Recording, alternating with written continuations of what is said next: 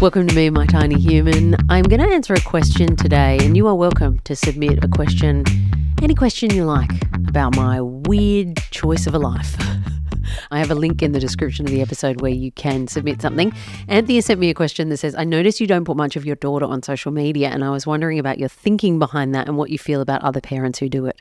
I mean, brave is the person who genuinely admits what they think of other parents. But in this case, if you are a parent who puts their child on social media, I'm here for it. I'll watch those goddamn videos all day long. You put it up there, I'll consume it. I get it. They're great content. They're funny. They do stupid stuff all the time. There's a million moments in your day where you're like, this is not normal. And that is what the algorithm loves. So I kind of wish I was a bit more comfortable with it because she's doing great gear here at home. She's really nailing the performance every single day, and there's a lot of great stuff I could be shipping out to the masses, but I just can't get my comfortability rating to be anything close to near wanting to put her on social media. So when I think about why I have come to this conclusion, I really think one of the things I am really, really good at is preventing future crisis. Delayed gratification is my thing. I nail it. I love it. I am very, very good at thinking about what could happen in 10 years' time and understanding how what I'm doing right now could impact that and changing my behavior because of that. That might sound like I'm the most boring person in the world. But I mean, it's not as boring as it sounds, but it does actually work very well for me. So this kind of decision is really all about trying to be best prepared for the inevitable conversation with her about social media that I am going to need to have in 10 or so years if this thing still exists. And just wanting to make sure that when she asks me for social media, I can actually tell her it's not important and for her to actually believe that of me because I haven't spent our entire lives putting her on social media. So I have this really bizarre relationship with social media, and mostly because it's entirely categorized by indifference. And that is not an emotion or a feeling that I hear a lot of people talk about when they're talking about social media. They either are really invested in it or they really can't stand it. I could probably be erring more on the can't stand it, but I enjoy watching people's videos. Like, I can understand what some of the benefits are. I think as a whole, it's completely destroyed our society because everybody is just feeling worse because of it. But I can understand the benefits of it. I just don't personally care about it in terms of my life. I didn't grow up with it. And thank God I did not grow up with it because truly I do not understand how anybody gets through high school when they have to deal with this. I don't get it when there's phones in the classroom and like sexting is a thing and all that stuff. I just do not understand how you manage high school when this is a part of your life. The thing about the way I look at things is if something doesn't make sense to me, it just can't consume me. It just doesn't consume me. If I can't get my head around the concept, then I just can't obsess about it. And I have never understood social media. I've never understood this idea of like, I have to make sure that a whole bunch of people that I don't know what I'm doing right now. Why? Like, why? Why do they have to know that? And if they don't like it, does it mean that you didn't have a good time even though you did have a good time? And can you actually have a good time when all you're thinking about is, will this look good on social media? Like, I just really can't have a good time with people if I am thinking about where else I could be or where. And why do you care about these people that don't know you? I just have never understood that. It just doesn't make any sense to me. If you've heard me jump into these episodes talking about my online podcasting course and you've thought, maybe I should do that at some point, well, now would be a great time to do that because The course is open, which helps. And I'm also offering an early bird discount of $150 off. All you need to do to get the discount is type early bird in the coupon code box at checkout, and that's it. You'll come into the course, you'll get a discount, and we'll get that little podcast of yours started and out into the world. You will find all of the details at podschool.com.au, and I hope to see you inside. So because it never made sense to me, I just never really focused on it. And in many ways that worked to my detriment. I mean, I spent the first 12 years of my career working exclusively in media, in like radio and television. And I had a conversation actually probably back in 2011 that I think was very fundamental in terms of just really hammering home the fact that this thing that I could not wrap my head around or kind of get amongst, or I just didn't feel like it was my space, wasn't something that I should focus on. And that was kind of, everybody was obsessed with social media. Like everything was kind of fresh and new, and people were doing a lot of stuff on the platforms, and they were getting a lot of followers and a lot of attention, and everybody was like this is going to be your social currency for the rest of your life. Like there's never going to be a time where this is going to backfire on any of us, you know?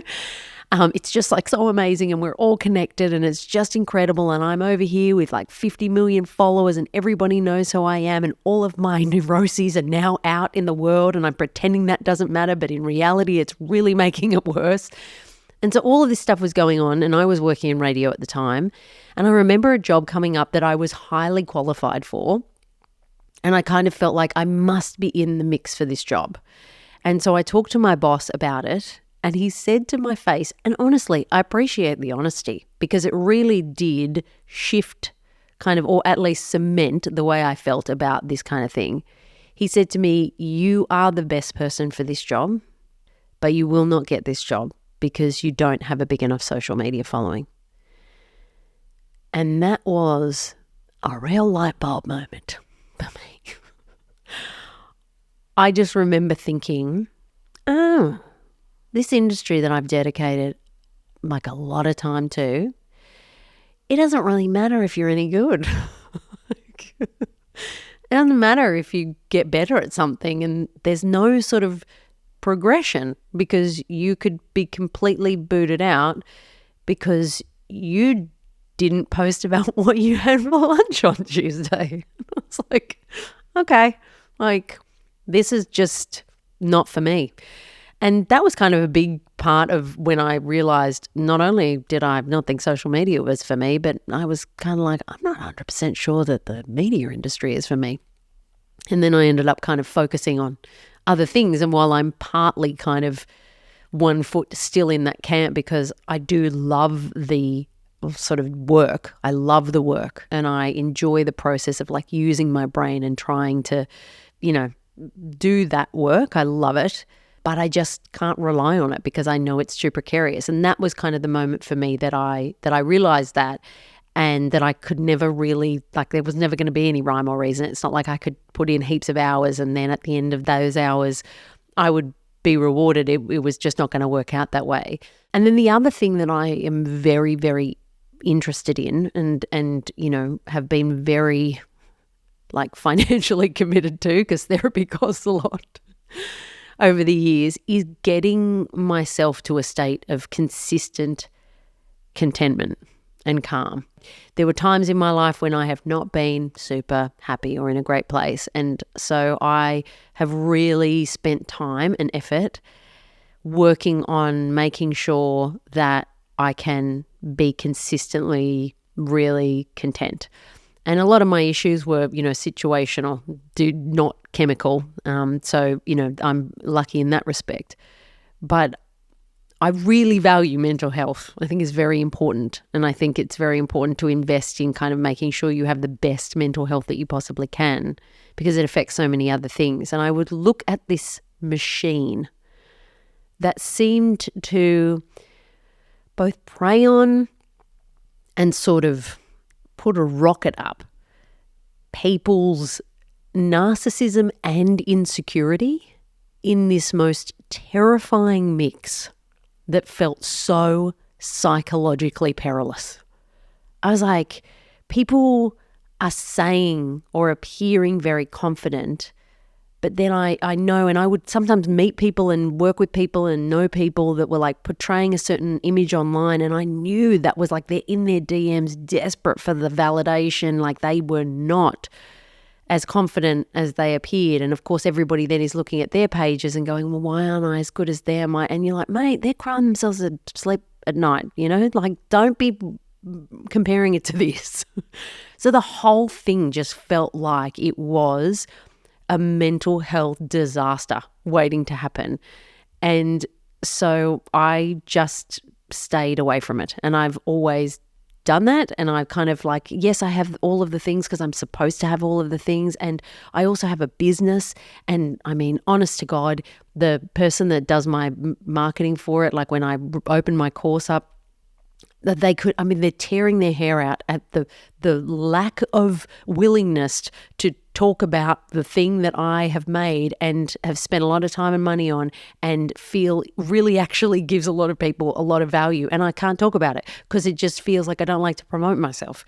It's like it just is, there is something between social media and me. It just does not work. So this is all a very long-winded background to kind of give you a sense of why I have this, can this please go away relationship with social media, and sort of how that then filters in to this newfound world that I am, where my daughter has come along and I am now responsible for this person and impacting her mental health. And I mean, we all know she's going to probably be in therapy for a million of the things that I do that I stuff up over time. You can never get it all right.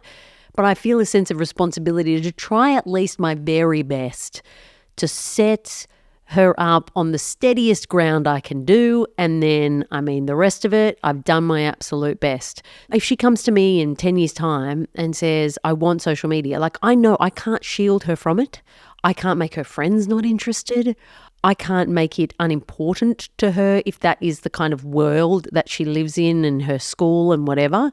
But what I can do is that I can show her that it's not really that important in your life by making it not an important part of our lives. So she would be excellent content. Like, she's funny. She does some silly, ridiculous stuff. And I am really just like, I've got that camera out all the time for my own personal benefit.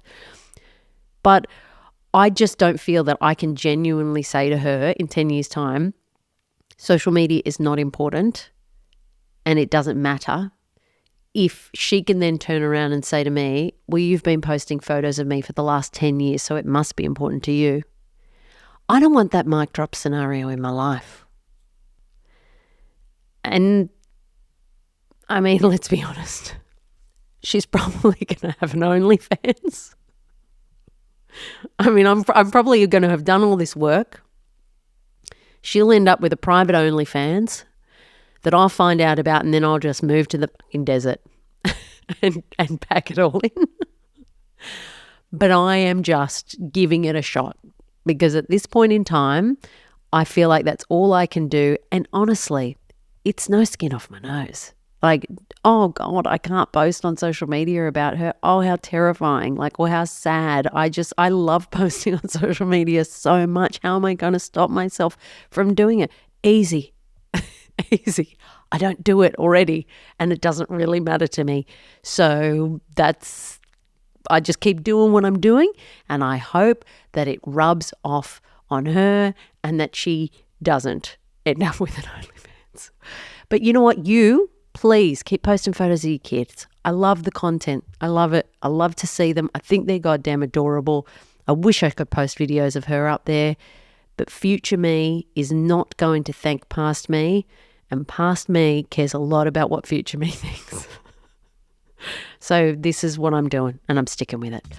So thank you, Anthea, for that question. I hope that explains where my head is at around all this stuff, and hopefully it works. But honestly, we're all just cobbling this shit together, aren't we? And this could not work out, but I'll give it a crack. And in the meantime, it means I don't have to bloody go and post anything on social media, which is always something that makes me terribly happy because I just want to live. Won't somebody let me live, please?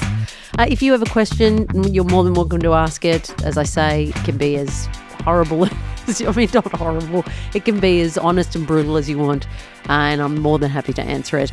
And yeah, I'll see you in the next episode. Thanks so much.